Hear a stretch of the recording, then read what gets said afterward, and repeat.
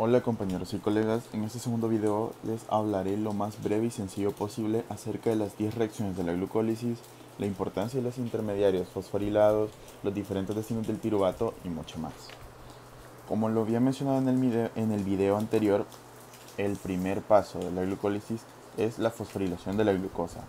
Aquí la glucosa se activa para reacciones posteriores mediante la fosforilación en el carbono 6, formando así glucosa 6-fosfato, siendo el ATP el dador del grupo fosforilo.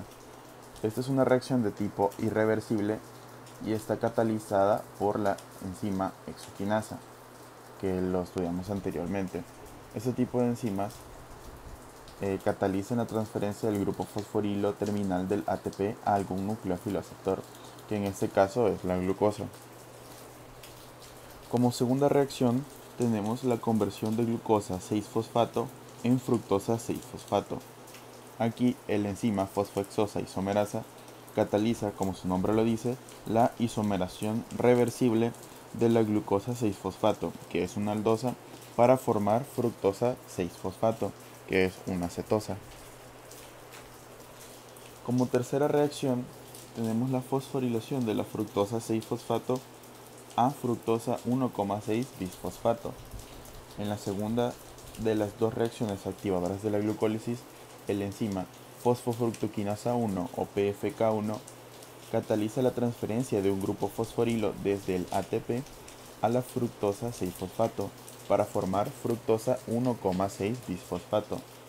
Esta reacción es prácticamente irreversible en condiciones celulares y es la primera etapa comprometida en la ruta glucolítica. Cabe destacar que el enzima PFK1 o fosfofructoquinasa 1 está sujeta a una compleja regulación alostérica. Su actividad aumenta siempre que se agota el suministro de ATP en las células o cuando existe un exceso de los productos de la rotura del ATP, como es el caso del ADP o AMP. El enzima es inhibido siempre que la célula tenga mucho ATP y disponga de un buen suministro de otros combustibles, tal es el caso de ácidos grasos.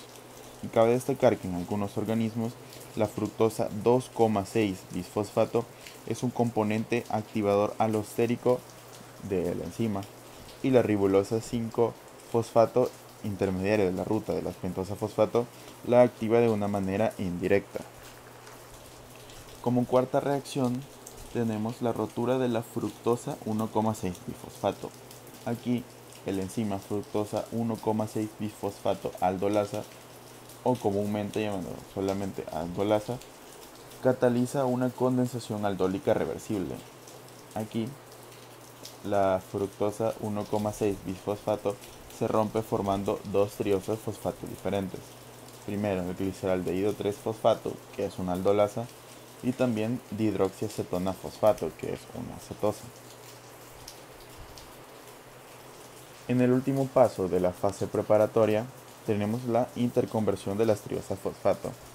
Aquí, de las triosas fosfato formadas en el paso anterior, solo el gliceraldehído 3-fosfato puede ser degradado directamente en los siguientes pasos de la glucólisis.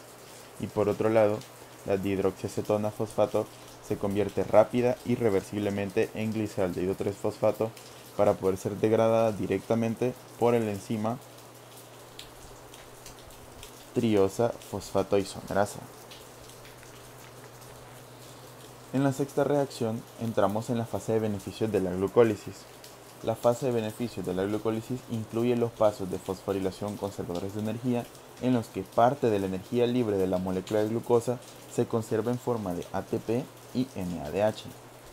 La conversión de dos moléculas de gliceraldehído 3-fosfato en dos moléculas de piruvato se acompañan de la formación de 4 moléculas de ATP a partir de ADP. Sin embargo, el rendimiento neto de ATP por molécula de glucosa degradada es solo de 2, porque se han invertido 2 moléculas de ATP en la fase preparatoria. Ahora, la sexta reacción de la glucólisis es una reacción de oxidación. El primer paso de la fase de beneficios es la conversión del gliceraldehído 3-fosfato en 1,3-bisfosfoglicerato. Está catalizado por el enzima gliceraldehído 3-fosfato deshidrogenasa. Esta es la primera de las dos reacciones conservadoras de energía que conducen en último término a la formación del ATP. Aquí el grupo aldehído del gliceraldehído es oxidado a un anhídrido de ácido carboxílico con ácido fosfórico. El tipo de anhídrido es denominado el acilfosfato.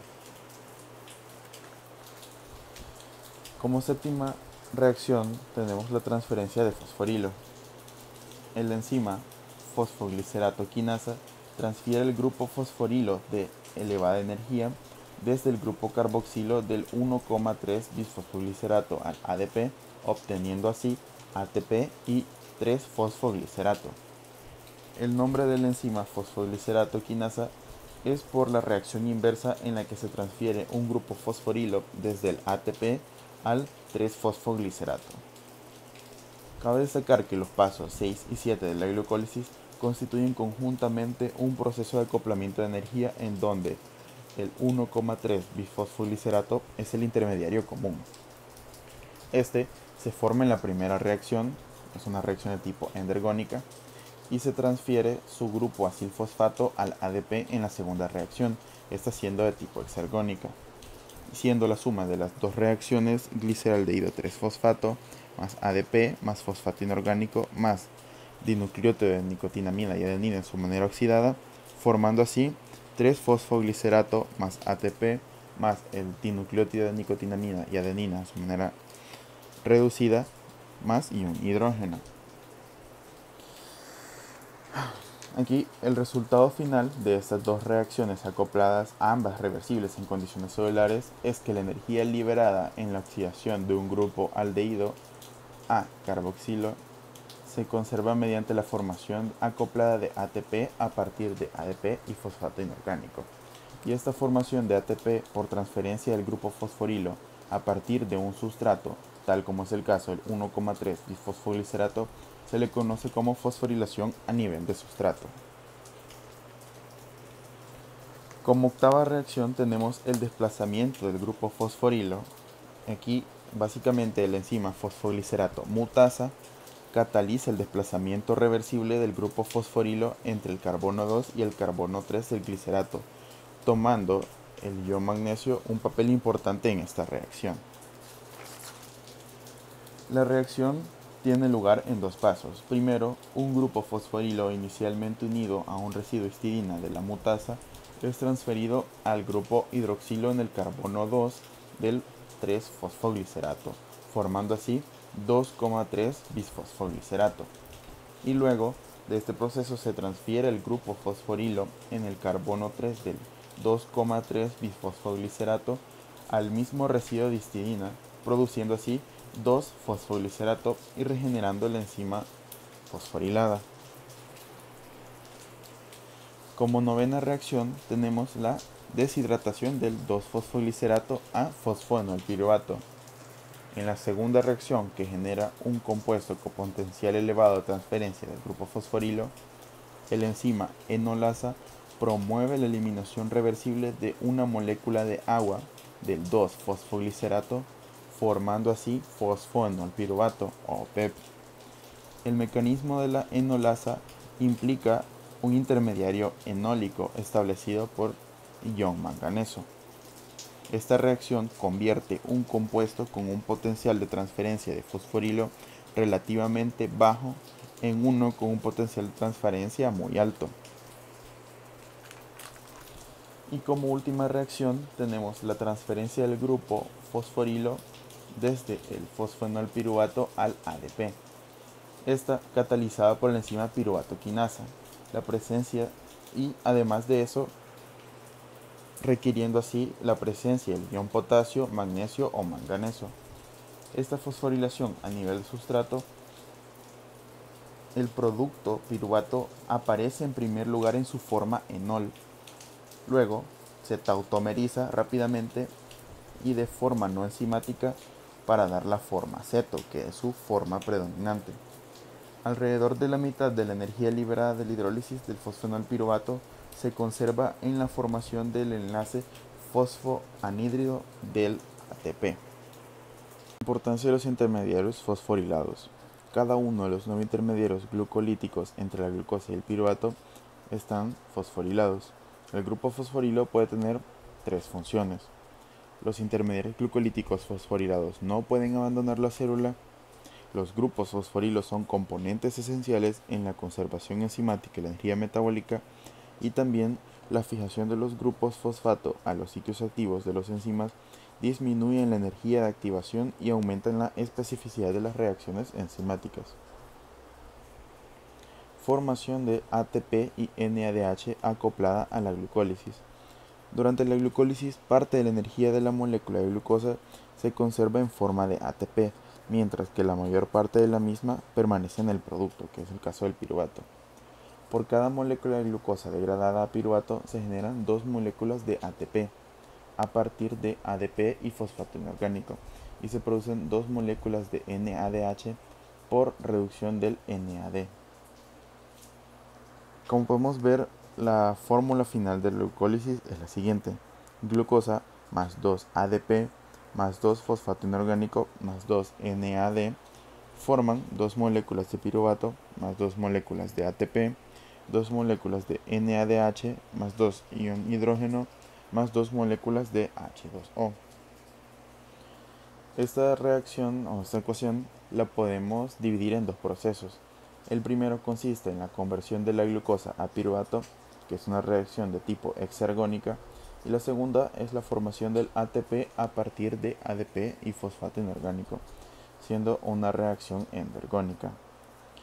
Ciertamente la glucólisis en sí no solo libera una pequeña fracción de la energía total disponible de la molécula de la glucosa, y siendo esto así, las 2 moléculas de piruvato formadas contienen la mayor parte de la energía química potencial obtenida de la glucosa, y esta energía puede extraerse mediante las reacciones oxidativas, como por ejemplo el ciclo de Krebs y la fosforilación oxidativa.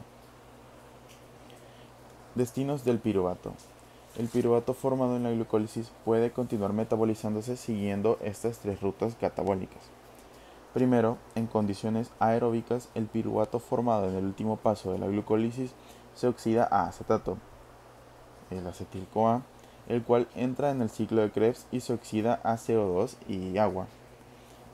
También el NADH, el dinucleótido de nicotinamina y adenina reducido, formado por la deshidrogenación del gliceraldehído 3-fosfato, se reoxida finalmente a NAD mediante el paso final de sus electrones al O2 en el proceso de la respiración mitocondrial. No obstante, en condiciones de hipoxia, como es el caso del músculo esquelético activo, el NADH generado no puede reoxidarse por el O2, y esta incapacidad de regenerar NAD dejaría a la célula sin el aceptor de electrones para la oxidación del gliceraldehído 3-fosfato, con lo que se detendrían las reacciones de la glucólisis. Otro caso de una ruta catabólica es cuando a los tejidos no se les puede suministrar oxígeno suficiente para mantener la oxidación aeróbica del piruvato y del NADH producido en la glucólisis. Aquí, el NAD se regenera a partir de NADH mediante la reducción del piruvato a lactato. Algunos de los tejidos producen lactato a partir de glucosa en condiciones aeróbicas, y aquí la reducción del piruvato en esta ruta es catalizada por el enzima lactato deshidrogenasa, formando el isómero L del lactato.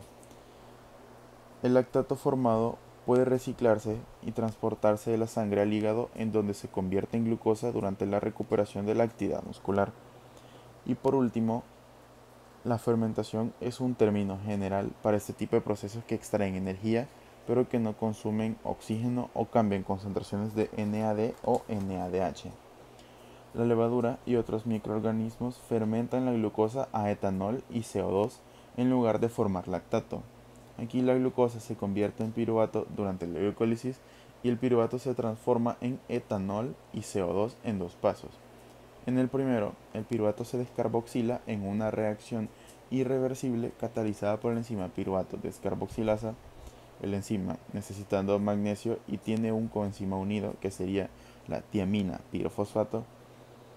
Y el segundo paso es que el acetaldehído se reduce a etanol a través de la enzima alcohol deshidrogenasa, mediante el poder reductor proporcionado por el NADH procedente de la deshidrogenación del gliceraldehído 3-fosfato. Y eso sería todo.